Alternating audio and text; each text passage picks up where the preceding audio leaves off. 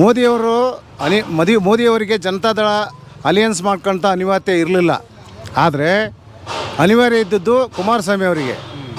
ಯಾಕಂದರೆ ಅವರ ಜೊತೆಗೆ ಇಬ್ರಾಹಿಂನ ಪಾರ್ಟಿ ಪ್ರೆಸಿಡೆಂಟ್ ಮಾಡಿದ ಮೇಲೆ ಯಾವಾಗ ಮುಸ್ಲಿಂ ಜನಾಂಗದ ಓಟು ನನಗೆ ಬರ್ತಾವಂತೇಳಿ ಅಲ್ಲಿದ್ದ, ಯಾವಾಗ ಜನಾಂಗದ ಓಟು ಬೀಳಿಲ್ಲ ಅಂತ ಹೇಳಿದಾಗ ಅನಿವಾರ್ಯವಾಗಿ ಮೋದಿ ಜೊತೆಗೆ ಅಲಿಯನ್ಸ್ ಮಾಡಿಕೊಂಡು ತನ್ನ ಉಳಿಗೋಸ್ಕರ ಜನತಾದಳದಿಂದ BJP ಜೊತೆಗೆ ಅಲಿಯನ್ಸ್ ಮಾಡ್ಕೊಂಡಿರ್ತಕ್ಕಂಥದ್ದು.